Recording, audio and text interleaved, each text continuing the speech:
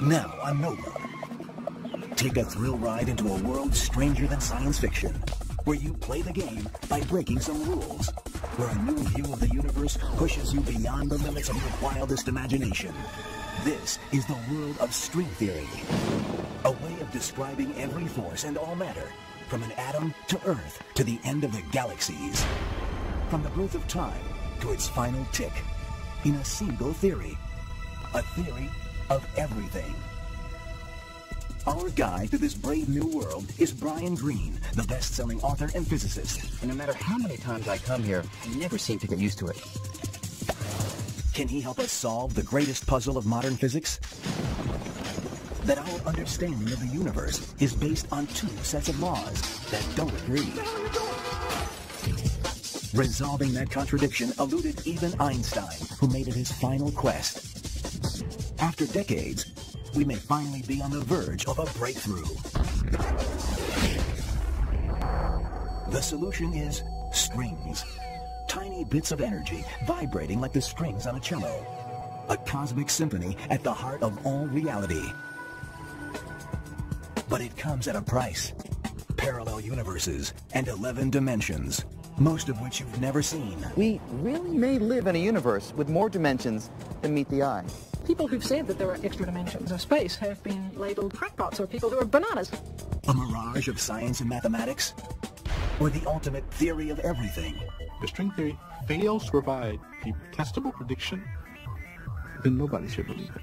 Is that a theory of physics or a philosophy?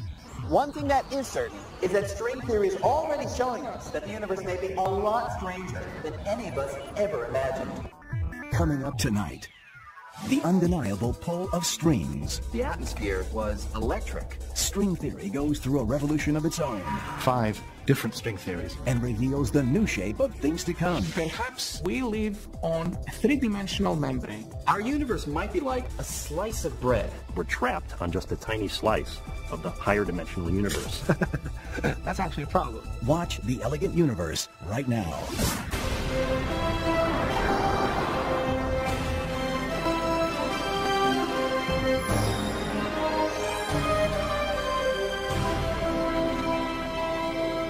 Major funding for NOVA is provided by the Park Foundation.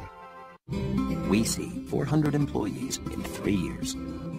At Microsoft, your potential inspires us to create software that helps you reach it. Your potential, our passion. Science. It's given us the framework to help make wireless communications clear. Sprint is proud to support NOVA. Funding for The Elegant Universe is provided by the Alfred P. Sloan Foundation to enhance public understanding of science and technology. And by the National Science Foundation, America's investment in the future. Additional funding is provided by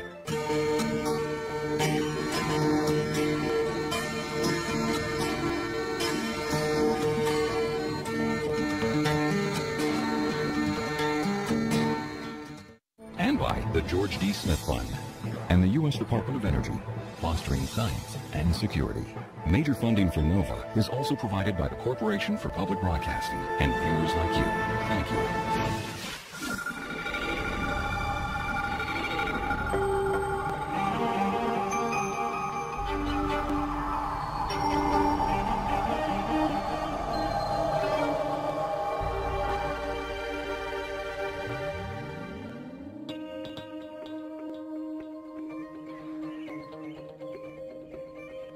Imagine that we're able to control space, or control time. The kinds of things that we'd be able to do would be amazing. I might be able to go from here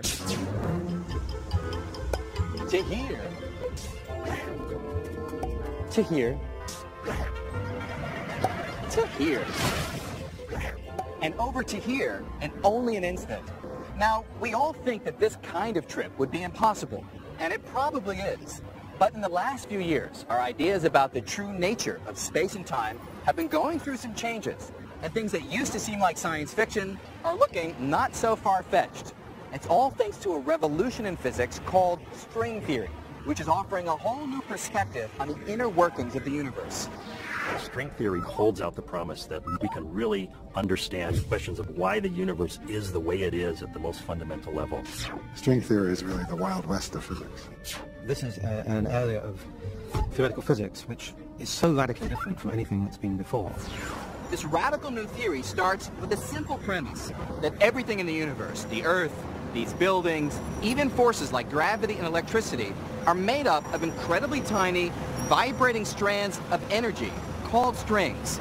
And small as they are, strings are changing everything we thought we knew about the universe, especially our ideas about the nature of space. To see how, let's first shrink all of space to a more manageable size. Imagine that the whole universe consisted of nothing more than my hometown, Manhattan. So now, just one borough of New York City makes up the entire fabric of space. And just for kicks, let's also imagine that I'm the CEO of a large corporation with offices on Wall Street. Because time is money, I need to find the quickest route from my apartment here in Upper Manhattan to my offices in Lower Manhattan. Now, we all know that the shortest distance between 2 points is a straight line. But even if there's no traffic, a bit of a stretch, even in our imaginary Manhattan, it'll still take us some amount of time to get there.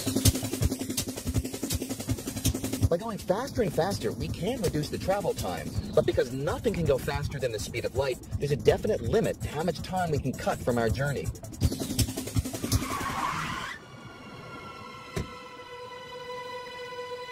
This Manhattan universe fits with an old classical vision of space. Basically, a flat grid that's static and unchanging. But when Albert Einstein looked at the fabric of space, he saw something completely different. He said that space wasn't static. It could warp and stretch. And there could even be unusual structures of space, called wormholes. A wormhole is a bridge or a tunnel that can link distant regions of space. In effect, a cosmic shortcut. In this kind of universe, my commute would be a New Yorker's dream. But there's a hitch. To create a wormhole, you've got to rip or tear a hole in the fabric of space. But can the fabric of space really rip? Can this first step toward forming a wormhole actually happen? Well, you can't answer these questions on an empty stomach.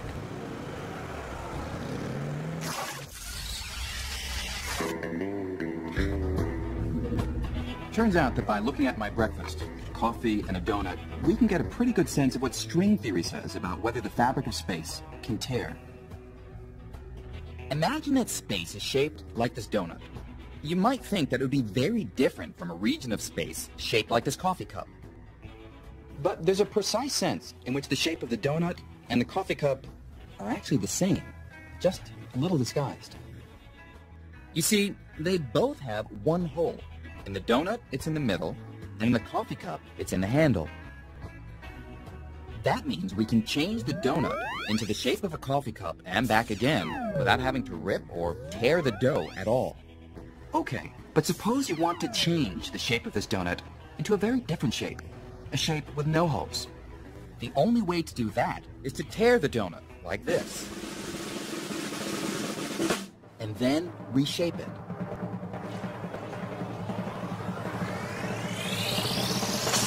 Unfortunately, according to Einstein's laws, this is impossible.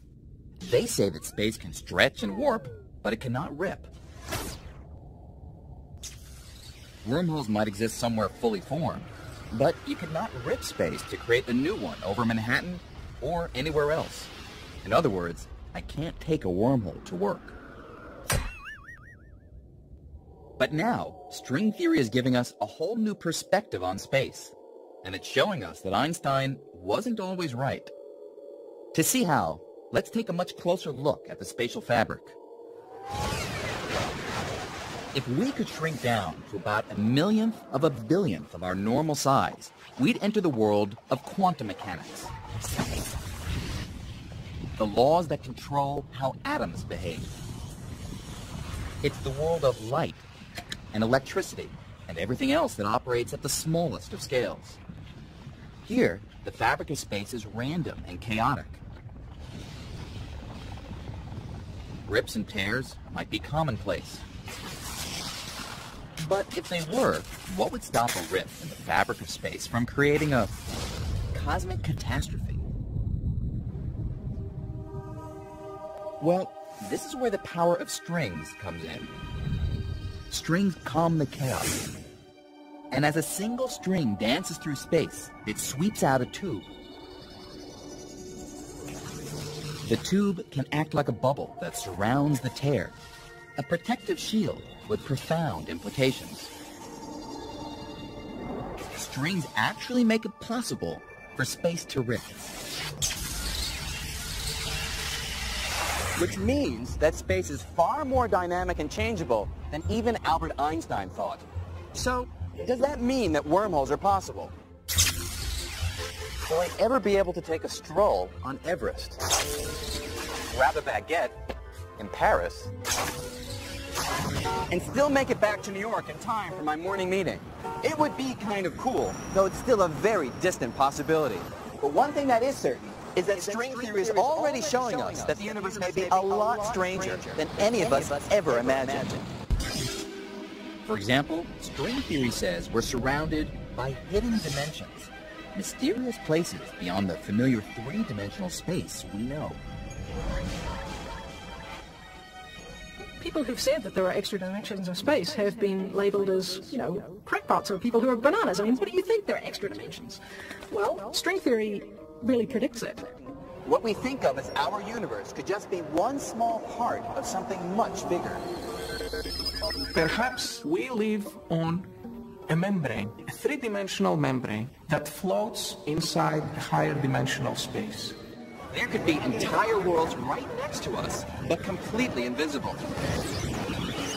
These other worlds would, in a very literal sense, be parallel universes. This isn't a particularly exotic or strange notion.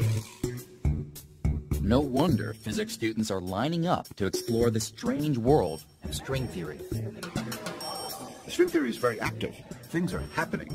There are a lot of people doing it. Most of the young kids, given the choice, at a ratio of something like 10-to-1, they will go into string theory. But strings weren't always this popular.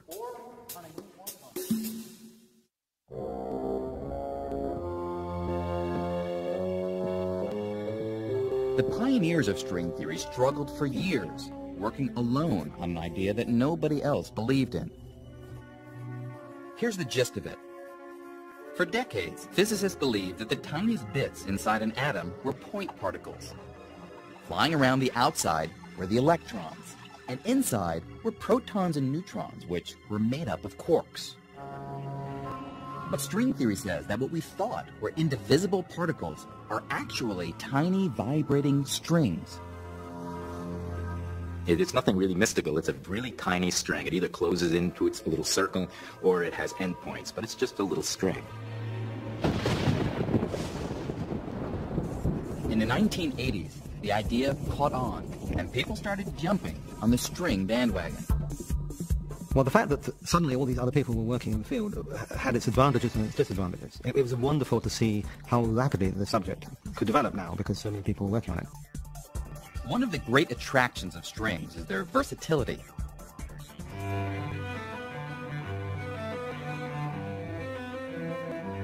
Just as the strings on a cello can vibrate at different frequencies, making all the individual musical notes, in the same way, the tiny strings of string theory vibrate and dance in different patterns, creating all the fundamental particles of nature. If this view is right, then put them all together, and we get the grand and beautiful symphony that is our universe. What's really exciting about this is that it offers an amazing possibility. If we could only master the rhythms of strings, then we'd stand a good chance of explaining all the matter and all the forces of nature, from the tiniest subatomic particles to the galaxies of outer space.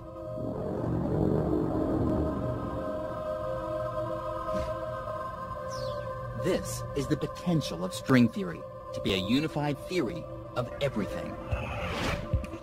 But at first sight, in our enthusiasm for this idea, we seem to have gone too far.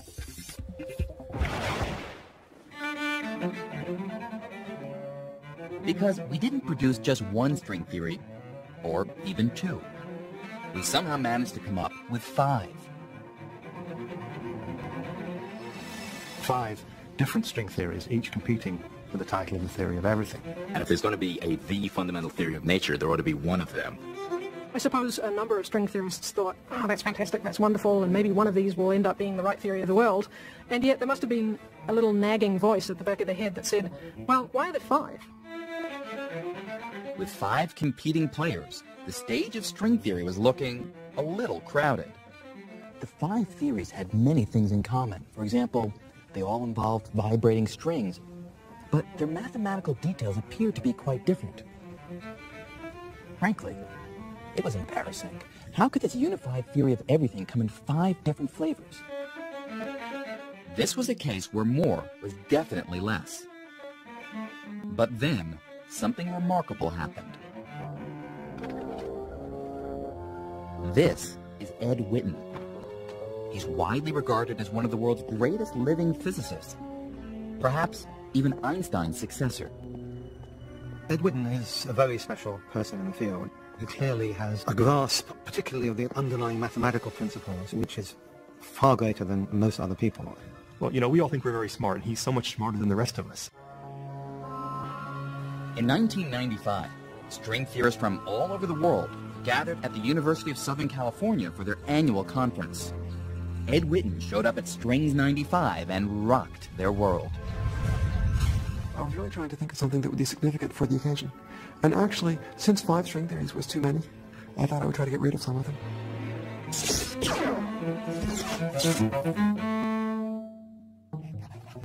To solve the problem, Witten constructed a spectacular new way of looking at string theory.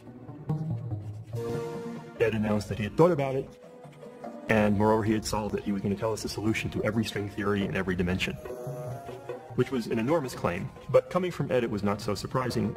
The atmosphere was electric, because all of a sudden, string theory, which had been going through kind of doldrums, was given an incredible boost, a shot in the arm. Ed Witten gave his famous lecture, and he said a couple of words that got me interested, and for the rest of the lecture I got hooked up on the first few words that he said and completely missed the point of his lecture.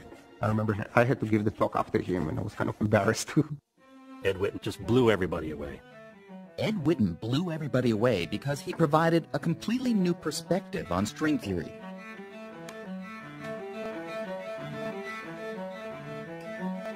From this point of view, we could see that there weren't really 5 different theories. Like reflections in a wall of mirrors, what we thought were 5 theories turned out to be just 5 different ways of looking at the same thing.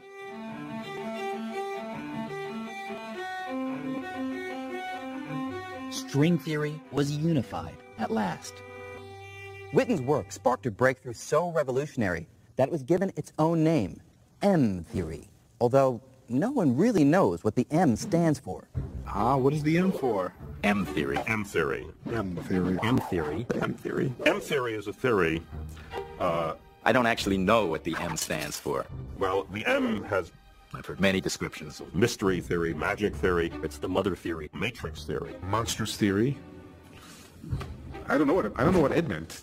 M stands for magic, mystery, or matrix, according to taste. I suspect that the M is an upside-down W for Witten. Some cynics have occasionally suggested that M may also stand for murky, because our level of understanding of the theory is in fact so primitive. Maybe I shouldn't have told you that one. Whatever the name, it was a bombshell. Suddenly, everything was different. There was a lot of panic, if you like, realizing that big things were happening, and all of us not wanting to get left behind in this new revolution of string theory. After Witten's talk, there was renewed hope that this one theory could be the theory to explain everything in the universe. But there was also a price to pay. Before M theory, strings seemed to operate in a world with 10 dimensions. These included 1 dimension of time, the 3 familiar space dimensions, as well as 6 extra dimensions, curled up so tiny that they're completely invisible. Well, we think these extra dimensions exist because they come out of the equations of string theory. Strings need to move in more than 3 dimensions. And that was a shock to everybody, but then we learned to live with it. But M-theory would go even further, demanding yet another spatial dimension, bringing the grand total to 11 dimensions. We know that there have to be 11 dimensions for this theory to make sense. So there must be 11 dimensions. We only see 3 plus 1 of them. How is that possible? For most of us, it's virtually impossible to picture the extra higher dimensions. I can't. And it's not surprising. Our brains evolved sensing just the 3 spatial dimensions of everyday experience. So, how can we get a feel for them? One way is to go to the movies.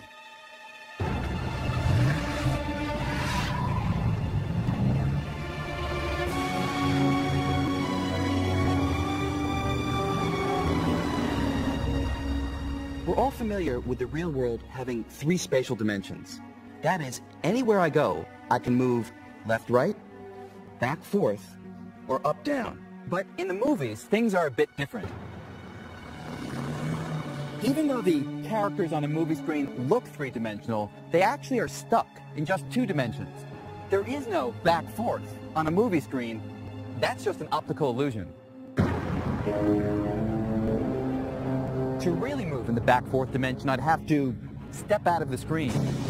And sometimes, moving into a higher dimension can be a useful thing to do.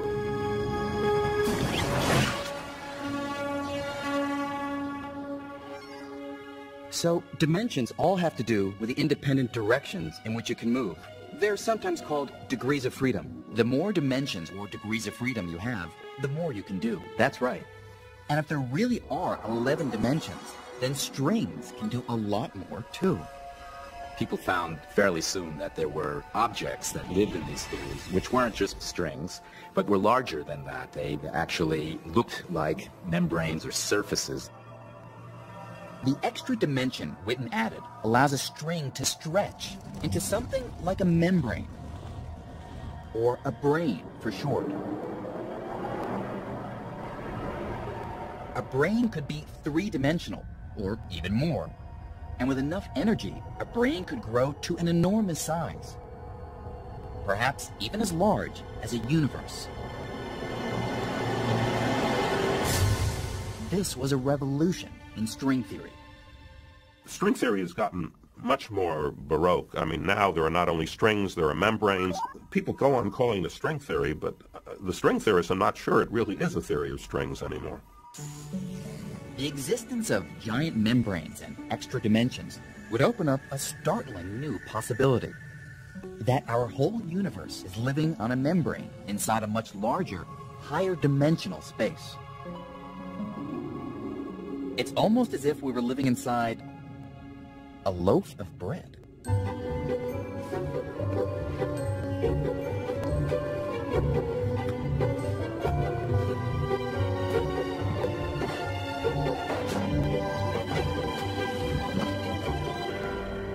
Our universe might be like a slice of bread, just one slice, in a much larger loaf that physicists sometimes call the bulk. And if these ideas are right, the bulk may have other slices, other universes, that are right next to ours. In effect, parallel universes. Not only would our universe be nothing special, but we could have a lot of neighbors. Some of them could resemble our universe. They might have matter and planets and, who knows, maybe even beings of a sort. Others could certainly be a lot stranger. They might be ruled by completely different laws of physics. Now, all of these other universes would exist within the extra dimensions of M-theory, dimensions that are all around us. Some even say they might be right next to us, less than a millimeter away. But if that's true, why can't I see them or touch them? If you have a brain living in a higher dimensional space and your particles, your atoms, cannot get off the brain, it's like trying to reach out, but you can't touch anything. It might as well be on the other end of the universe. And it's a very powerful idea, because if it's right, it means that our whole picture of the universe is clouded by the fact that we're trapped on just a tiny slice of the higher dimensional universe. It is a powerful idea, especially because it may help solve one of the great mysteries of modern science. It has to do with gravity. It's been more than 300 years since Isaac Newton came up with the universal law of gravity, inspired, as the story goes, by seeing an apple fall from a tree. Today it seems obvious that gravity is a powerful force.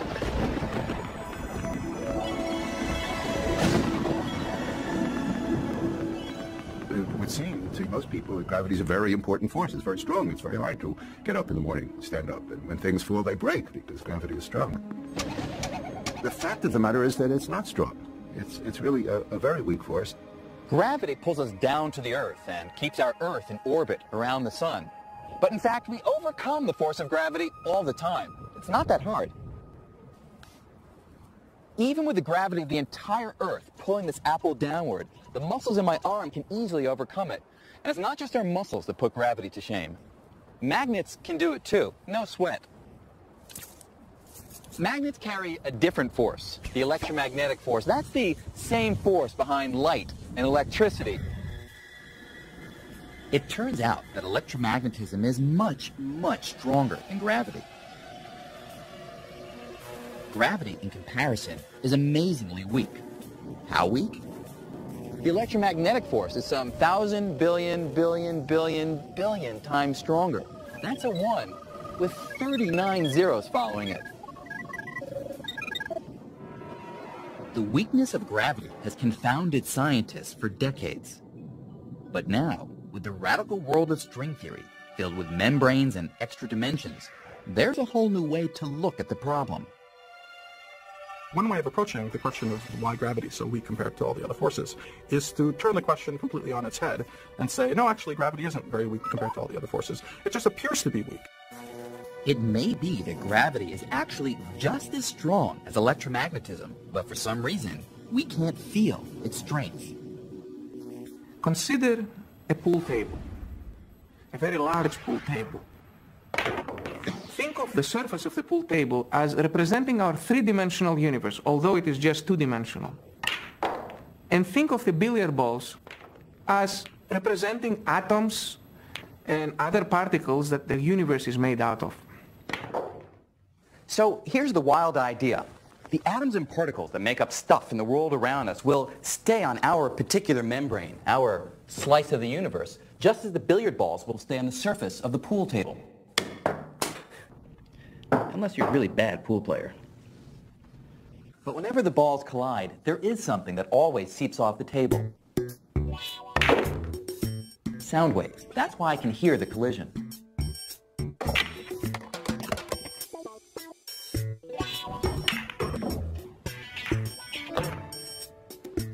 Now, the idea is that gravity might be like the sound waves. It might not be confined to our membrane. It might be able to seep off our part of the universe.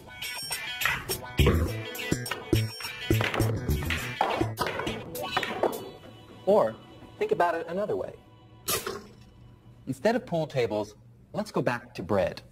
Imagine that our universe is like this slice of toast, and that you and me and all of matter, light itself, everything we see, is like jelly. Now, jelly can move freely on the surface of the toast, but otherwise it's stuck. It can't leave the surface itself. But what if gravity were different? What if gravity were more like cinnamon and sugar? Now, this stuff isn't sticky at all, so it easily slides right off the surface. But why would gravity be so different from everything else that we know of in the universe? Well, it turns out that string theory, or M theory, provides an answer. It all has to do with shape. For years, we concentrated on strings that were closed loops, like rubber bands. But after M theory, we turned our attention to other kinds. Now we think that everything we see around us, like matter and light, is made of open-ended strings. And the ends of each string are tied down to our three-dimensional membrane. But closed loops of string do exist. And one kind is responsible for gravity. It's called a graviton. With closed loops, there are no loose ends to tie down, so gravitons are free to escape into the other dimensions, diluting the strength of gravity and making it seem weaker than the other forces of nature. This suggests an intriguing possibility. If we do live on a membrane, and there are parallel universes on other membranes near us, we may never see them, but perhaps we could one day feel them through gravity. If there happens to be intelligent life on one of the membranes, then this intelligent life might be very close to us. So theoretically, and purely theoretically, we might be able to communicate with this intelligent life by exchanging strong gravity wave sources. So, who knows, maybe someday we'll develop the technology and use gravity waves to actually communicate with other worlds.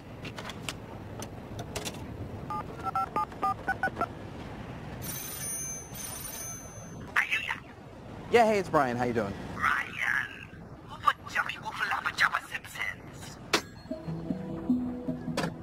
We don't really know if parallel universes could have a real impact on us.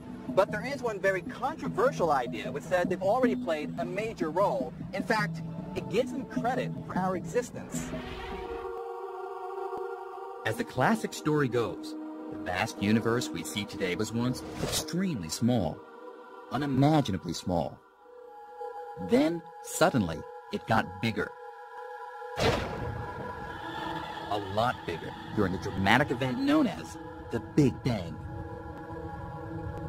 The Big Bang stretched the fabric of space and set off the chain of events that brought us to the universe we know and love today. But there's always been a couple of problems with the Big Bang theory. First, when you squeeze the entire universe into an infinitesimally small but stupendously dense package, at a certain point, our laws of physics simply break down. They just don't make sense anymore. The formulas we use start giving answers that are nonsensical. We find total disaster. Everything breaks down. And we're stuck. And on top of this, there's the bang itself. What exactly is that? That's actually a problem. The classic form of the Big Bang theory really says nothing about what banged, what happened before it banged, or what caused it to bang. Refinements to the Big Bang theory do suggest explanations for the bang, but none of them turn the clock back completely to the moment when everything started. Most people come at this with the naive notion that there was a beginning, that somehow space and time emerged from nothingness into somethingness. Well, I don't know about you, but I don't like nothing. Do I really believe that the universe was a big bang out of nothing? And I'm not a philosopher, so I won't say, but I can imagine to a philosopher that is a problem. But to a physicist, I think it's also a problem. Everyone admits there are problems. The question is, can string theory solve them? Some string theorists have suggested that the Big Bang wasn't the beginning at all, that the universe could have existed long before, even forever. Not everyone is comfortable with the idea. I actually find it rather unattractive to think about a universe without a beginning. It seems to me that a universe without a beginning is also a universe without an explanation. So what is the explanation? What if string theory is right, and we're all living on a giant membrane inside a higher dimensional space? One of the ideas in string theory that was particularly striking to me and suggested perhaps a new direction for cosmology is the idea of brains and the idea of brains moving in extra dimensions. Some scientists have proposed that the answer to the Big Bang riddle lies in the movements of these giant brains. It's so simple. Here's a brain on which we live, and here's another brain floating in the higher dimension. There's absolutely nothing difficult about imagining that these collide with each other. According to this idea, sometime before the Big Bang, two brains carrying parallel universes began drifting toward each other. Until all of that energy has to go somewhere. Where does it go? It goes into the Big Bang. It creates the expansion that we see, and it heats up all the particles in the universe in this big fiery mass. As if this weren't weird enough, the proponents of this idea make another radical claim. The Big Bang was not a special event.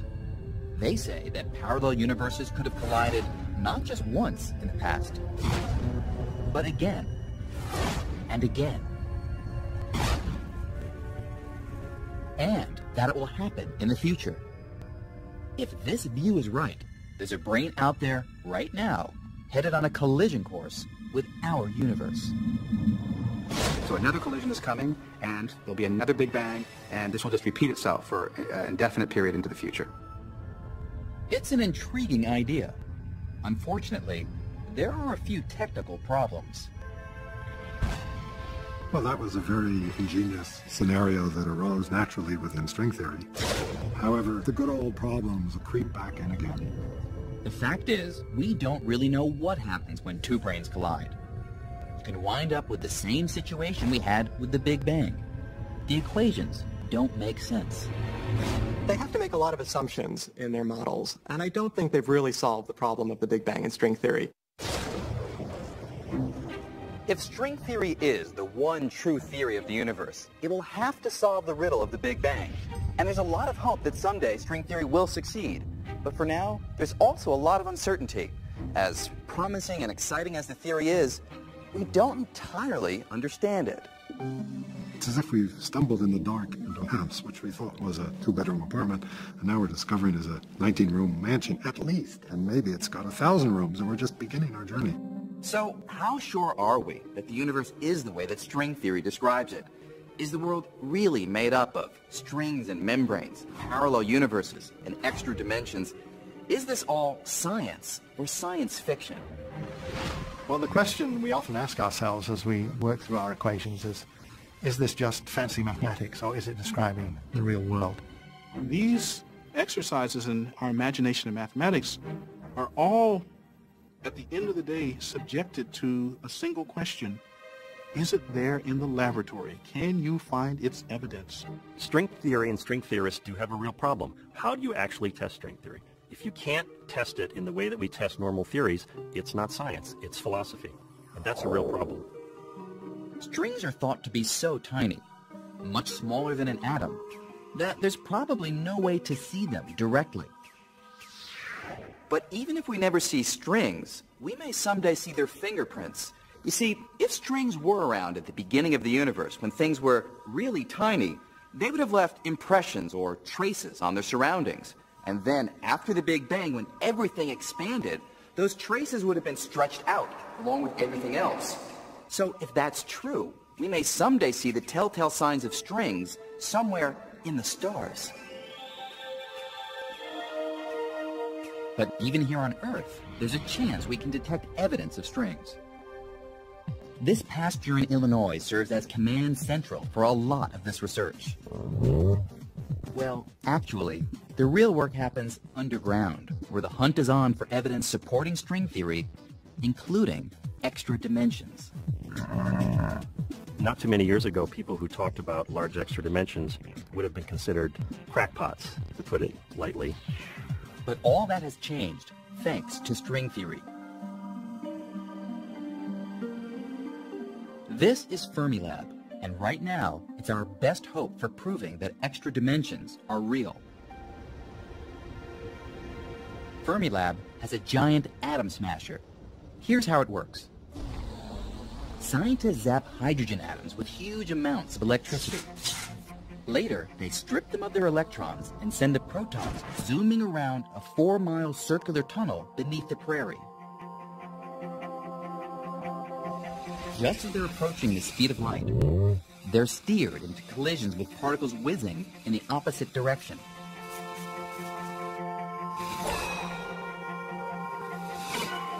Most collisions are just glancing blows, but occasionally there's a direct hit. The result is a shower of unusual subatomic particles. The hope is that among these particles will be a tiny unit of gravity, the graviton. Gravitons, according to string theory, are closed loops, so they can float off into the extra dimensions. The grand prize would be a snapshot of a graviton at the moment of escape. And then the graviton goes to the extra dimension, and then it shows in the detector by its absence. You see it by its absence. Unfortunately, Fermilab hasn't yet seen the vanishing graviton. And the pressure is on, because another team is hot on the same trail.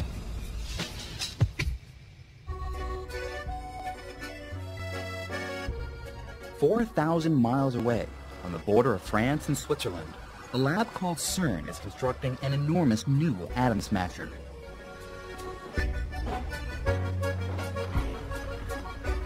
When it's finished, it will be 7 times more powerful than Fermilab's. There's a great sense of urgency that every minute has to count, but eventually CERN, our rival laboratory, will, frankly, blow us out of the water. CERN will blow Fermilab out of the water not only in the search for extra dimensions, but other wild ideas. At the top of the to-do list for both labs is the hunt for something called supersymmetry. That's a central prediction of string theory, and it says in a nutshell that for every subatomic particle we're familiar with, like electrons, photons, and gravitons, there should also be a much heavier partner called a sparticle, which so far no one has ever seen. Now, because string theory says sparticles should exist, finding them is a major priority. So it's a big discovery to find supersymmetry. That's a humongous discovery, and I think it's a bigger discovery to find supersymmetry than to find life on Mars. If we were to hear tomorrow that supersymmetry was discovered, there would be parties all over the planet. The problem is, if they exist, the sparticles of supersymmetry are probably incredibly heavy. So heavy that they may not be detected with today's atom smashers. The new facility at CERN will have the best chance once it's up and running in several years. But that won't stop the folks at Fermilab from trying to find them first. The competition is friendly and fierce at the same time. We're competing like bad dogs, essentially. And it has always been like that, and it will always be like that. We have to make sure that we don't make any mistakes, that we do absolutely the best we can do with these experiments, and take advantage of what is really one of the great golden opportunities for discovery. If we do find sparticles, it won't prove string theory, but it will be really strong circumstantial evidence that we're on the right track. Over the next 10 to 20 years, the new generation of atom smashers is sure to uncover surprising truths about the nature of our universe. But will it be the universe predicted by string theory? What if we don't find sparticles or extra dimensions? What if we never find any evidence that supports this weird new universe filled with membranes and tiny vibrating strings? Could string theory, in the end, be wrong? Oh yes, it's certainly a logical possibility that we've all been wasting our time for the last 20 years and that the theory is completely wrong. There have been periods of many years where all of the smart people, all of the cool people were working on one kind of theory, moving in one kind of direction, and even though they thought it was wonderful, it turned out to be a dead end. This could happen to string theory. Even though there's no real evidence yet, so much of string theory just makes so much sense. A lot of us believe it's just got to be right. I don't think it's ever happened that a theory that has the kind of mathematical appeal that string theory has turned out to be entirely wrong. I would find it hard to believe that that much elegance and mathematical beauty would simply be wasted. I don't really know how close we are to the end. You know, are we almost there and having the complete story? Is it going to still be another 10 years? Nobody knows. I think it's going to keep me busy for a long time. We have been incredibly lucky. Nature has somehow allowed us to unlock the keys to many fundamental mysteries already. How far can we push that? We won't know until we try. A century ago, some scientists thought they had pretty much figured out the basic laws of the universe. But then Einstein came along and dramatically revised our views of space and time and gravity. And quantum mechanics unveiled the inner workings of atoms and molecules, revealing a world that's bizarre and uncertain. So, far from confirming that we had sorted it all out, the 20th century showed that every time we looked more closely at the universe, we discovered yet another, unexpected layer of reality. As we embark on the 21st century, we're getting a glimpse of what may be the next layer. Vibrating strings, sparticles, parallel universes, and extra dimensions. It's a breathtaking vision, and in a few years, experiments may begin to tell us whether some of these ideas are right or wrong. But regardless of the outcome, we'll keep going because, well, that's what we do. We follow our curiosity. We explore the unknown. And 100 or 1,000 years from now, today's view of the cosmos may look woefully incomplete, perhaps even quaint. But undeniably, the ideas we call string theory are a testament to the power of human creativity. They've opened a whole new spectrum of possible answers to age-old questions. And with them, we've taken a dramatic leap in our quest to fully understand this elegant universe.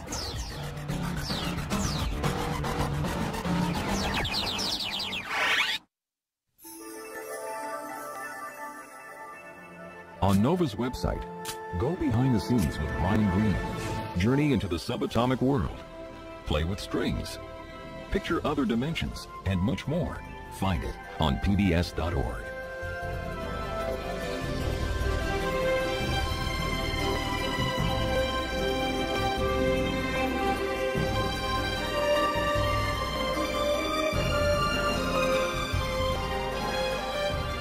To order this program on VHS or DVD, or the book The Elegant Universe, please call WGBH Boston Video at 1-800-255-9424. Behind the scenes with Ryan Green. Journey into the subatomic world.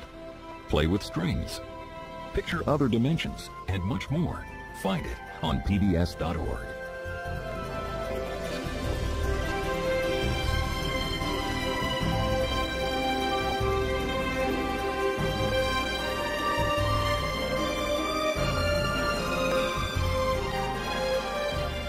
To order this program on VHS or DVD, or the book The Elegant Universe, please call WGBH Boston Video at 1-800-255-9424.